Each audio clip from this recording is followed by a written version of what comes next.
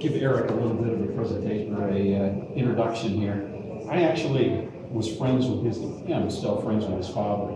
His father was the sheriff deputy in town when I was growing up in Forks. And he went to our church, so this little blonde-haired brat was running around the church all the time. But anyway, his father used to come up to me. He's about as tall as he is. And he always looked down at me and he says, Rick, this is where the party is, and this is when we're going to bust it. So I had a really good relationship with him all the way through high school. And my friends didn't believe me the first time. After that, they did. But anyway, Eric is our presenter today. I've asked him to give a presentation on shooting and shooting safety, since that is our next outing that we're going to do. I know a few folks might have a few reservations about doing it, just like they did with the bow and arrow the last time, but a few people actually really enjoyed the bow and arrow. So listen to what Eric has to say about it, and then we're going to talk about whether you want to try it or not afterwards. But Eric has been in law enforcement pretty much his whole life. His father was in law enforcement. He was in the Explorers in Lacey. After he graduated from high school, he went into the U.S. Army. So he's an Army veteran. He's been teaching firearms and firearm safety for over 20 years now, and he's been with the King County Sheriff Department for 16 years now. So please welcome Eric Conso. Well, as Rick said, I've been a police officer now for 16 years, and with that comes, of course, firearm safety and using a firearm on a daily basis. My love of firearms started very young. My dad took me out when I was living out in Forks, about 6 years old. That's when I got to shoot for the first time. And I've been in love with the sport ever since, and that's what it is. It's a sport. Yes, you can use a firearm in a bad way, just like you can use a car in a bad way, just like you can use a hammer in a bad way. I like the sport of shooting, and that's why I try to share that joy with other people who are getting involved with the sport. What I'm going to pass out here is some just quick things. The first is going to be the 4 fundamental firearms rules. They are what I call the non-negotiable, what you need to memorize, what you need to know, and it's good for any type of sport to have fundamental rules. Pages of this up right here. Behind it is just a diagram of a semi-automatic pistol, which is what most people have nowadays if they're going to go shooting. I usually have, I've paired this class down. I do 2 different classes. I do a firearm safety class and then a shooting class separate. I can do each one of them in 8 hours. So just go over real quick here. All guns are always loaded. That's just a fundamental safety. That way, whenever you handle a firearm, you know if you think it's loaded, you're going to treat it with that respect of it could hurt you. So by treating them with that respect, you eliminate a lot of the problems that you run into with accidental shootings. If you always think that it's going to be loaded no matter what, you're going to treat it with that respect and you'll be that much more safe. Never point a gun at anything you're not willing to destroy. And I say destroy because that's what a gun can do. It doesn't just kill, it destroys objects, it destroys people, it destroys everything. So unless you're willing to actually destroy that target that's in front of you, don't point it at. That covers what we call the laser rule also, so that when you're looking at a gun, you're pointing that muzzle end of the gun anywhere, and you go across your leg. Are you willing to take your leg out? Are you willing to take your arm out? We talk about a laser beam coming out of the barrel. And wherever that barrel is pointing, that laser is at. And if you're not willing to destroy what's in front of that laser beam crosses, don't point it at. Keep your finger off the trigger until the sights are on target and you've made the decision to shoot. It's, again, the activation of the firearm is the trigger. So unless you're willing to destroy that object, you're not going to point it at it. Now you decide, okay, I'm willing to destroy that target, but you're not ready to do it right that second. Don't put your finger on the trigger. When you're ready to do it, put your finger on the trigger and pull. And be sure of your target and what's beyond it. And that has to do with what we call the backstop rule. So I have a target out in front of me, just a black silhouette target. But what's behind it? Is there a school behind that? Is there a berm behind that? Is there, something that I'm not willing to destroy? Is that behind it? Because the bullet can go through and continue on, depending on the physics that are involved in the ballistics and so forth. So these are just the main fundamental rules of firearm safety. You You memorize those and you use those, and you'll be safe every time you go out.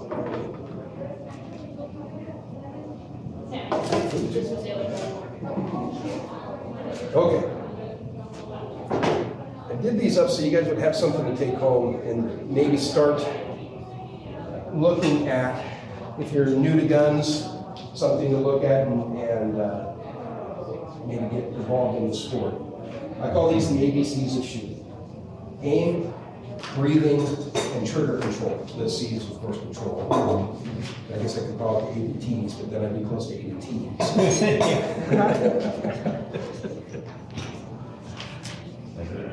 When you hold the gun for the first time, you have a front end and a back end, a muzzle and a grip. And this is just for handguns. You can use these in rifle shooting as well, but again, this is just basically for handguns. Aim, the sight picture, if you look at the little picture I put here on the page, that is what you should see when you aim at a target. You'll have the rear sight in the back, and it'll be kind of fuzzy because that's not what you're focusing on. You have a target out in front. That should be fuzzy as well, because you're really not focusing on that. You're focusing on the front sight of the weapon. And as you bring it up in between the two points on the rear sight, it should be clear. And you wait until that kind of settles in between everything. That's your center point of focus. And as everything else kind of fuzzes out and that stays clear, you can actually align everything and make it all centralized. And then once you do have that lined up, at that point, do your eyes then look at the target? You're still just looking at that front. Nope, just still look. You concentrate on the front. When you pull the trigger, that's all you're. That's all you want to see. Okay. Yep. And the rest is peripheral. And because of the way our bodies are built and the way we are, we're going to always be aiming. If you have a gun out front, you're always going to be pointed to pretty much where you want to hit. Yeah. It's just a natural hand-eye coordination, more so than computer gamers for some reason. I don't know why. But the hand-eye coordination throws the arm out, and it's pointed directly or in the same direction that you usually want to put the bullet. And so by focusing on the front sight, it actually aligns everything else up, and then you can kind of move around and just keep the target fuzzy in the distance, and then you pull the trigger when you're ready. Breathing control now. Naturally breathing, you have 2 points of pause that are naturally. Top of your breath and the bottom of your breath. The top of your breath, inhale. Natural pause. Okay, exhale. Natural pause. The most steady time to pull the trigger is either at the top or the bottom of the breath. I personally prefer the bottom of the breath because when you breathe in, your heart starts going a little bit faster. Okay, once you get that oxygen moving, and you start, and you have that perfect time to pull the trigger, and that'll help with shooting up and down. A lot of times, if you're putting bullets up and down all the time, you're watching, there's good left and right, so obviously you know where the target's at, but they keep going up and down. It's because you're breathing while you're shooting.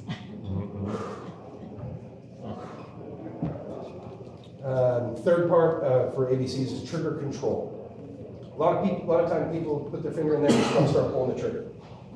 There's actually a technique to it. You want to put the trigger in the middle of the pad of your shooting finger. That can be any finger you want it to be, whatever you decided is your shooting finger. I know people that shoot with their middle fingers. They're a little bit different, but it's just like being left hand. You put the trigger in the middle of the pad of usually your forefinger on your right hand.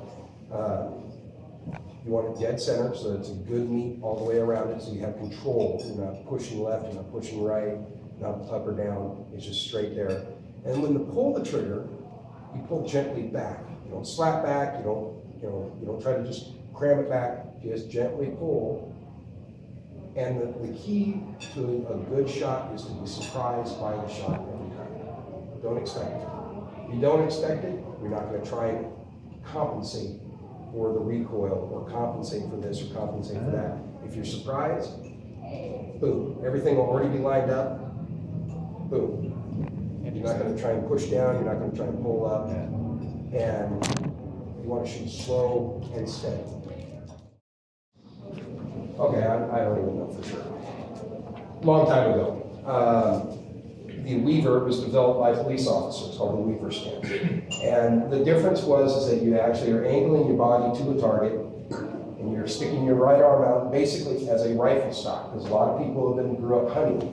They like the idea of a rifle stock, You support it just like you would a rifle. This becomes the rifle with the handgun extended out in front of you. And they felt comfortable that way because it felt like a rifle. And it also, for combat situations, it turned your body sideways so that you did not present as large a target. There's a little bit of meat here. I kind of like that idea. Me personally, from shooting the years that I've been shooting, I like a good isosceles because it's athletic stance. Anybody here play sports? It's the same thing your coaches say, athletic stance, get down to that stance, get down to that stance. Well, that's where your knees and your hips are, balanced over each other. So you're very balanced left and right. You're balanced forward and back because your knees are absorbing. Your arms create a triangle in front of you.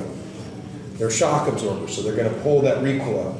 You're not gonna feel the recoil as much because you now have, in geometry, the strongest possible geometric shape, the isosceles triangle. Do you lock your arms though? I do, yep. You do? Lock them straight out, because it absorbs into the shoulder. It's like having 2 rifle stocks versus 1.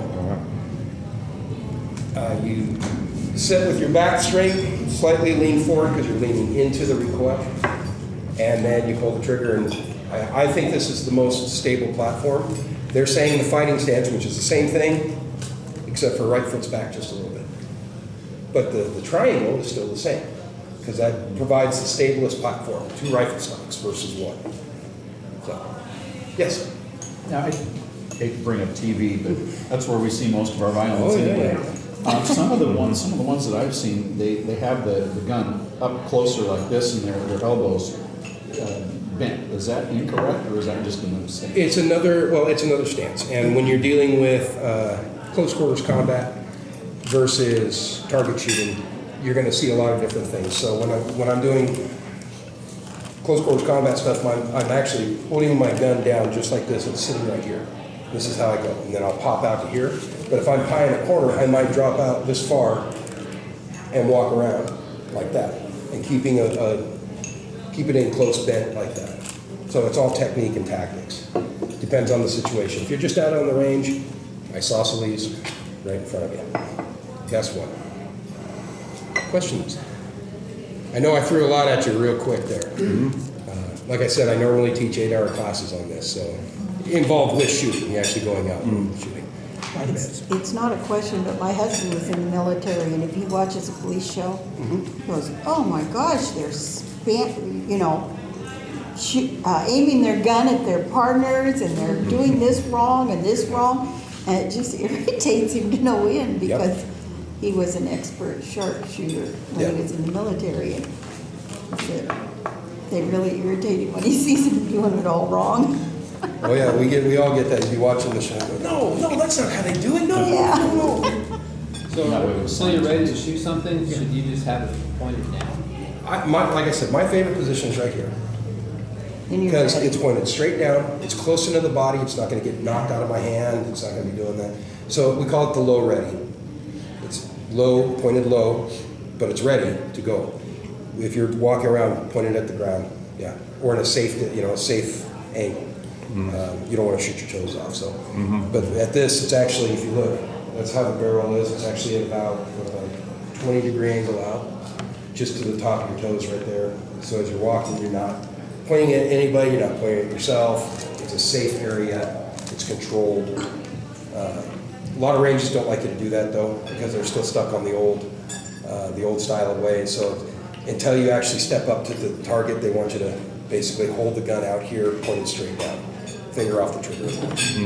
Every range is going to be different. They're going to want you to go through their own safety courses, which is good. It never hurts to go over safety every time. Go over a little bit more safety. I've been going out to the marksman here off of Canyon Road for, I was here, I've been stationed here. Got stationed 20 years ago, so 20 years. And every couple of years I have to go in and retake their safety course because the time on it has expired. I'll go back in. Even though I'm an instructor, even though I do all these different things, I still have to take their safety rules and understand their safety things. So, For somebody that hasn't done this and is kind of thinking about doing this, what would you suggest? What things should they prepare for? What should they buy beforehand?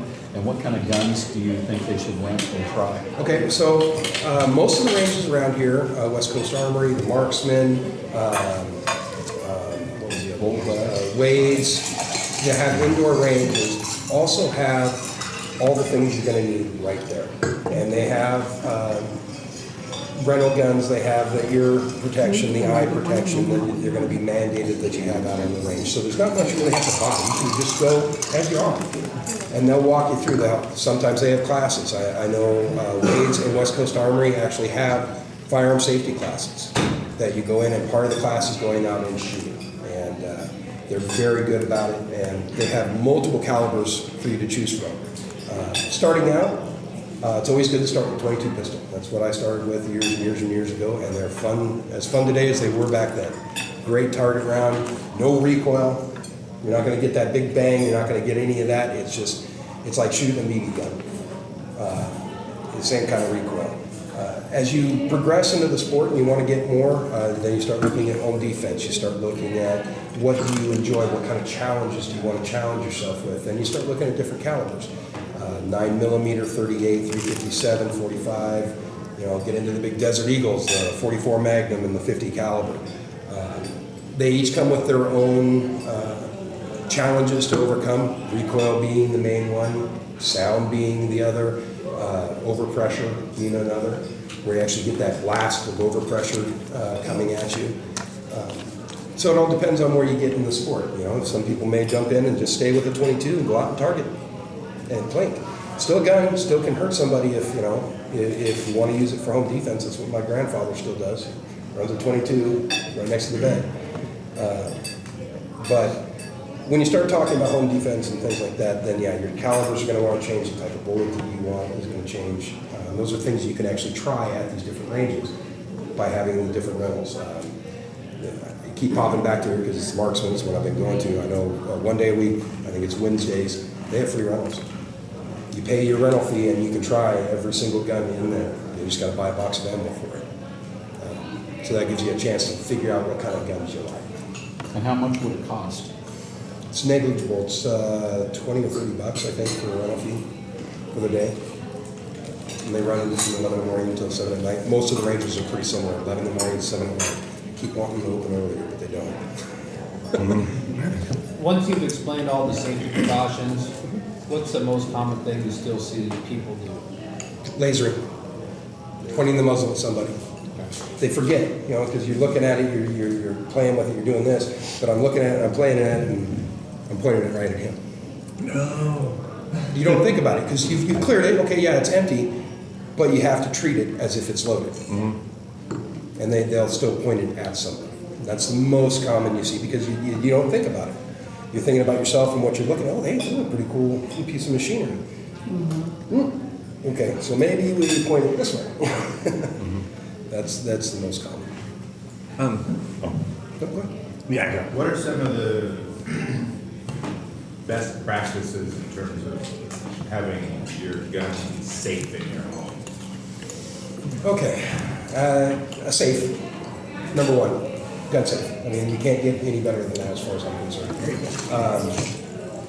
If you have children, teaching them at a young age that it's not a toy, it's a tool. I started my girls when they were 4 or 5 years old. I leave my safe door open at night so I can get to my guns if I need to. But my kids know, they don't go in there, they don't mess with that stuff, they all have their own guns now. So that's the best way to do it. The second way is, I mean, education is always the best for anything. You know? Educating your family, educating the people around you as to what guns can do and what not to do with them. You can get there's little lockbox type things, biometric safes that are good. I have one of those.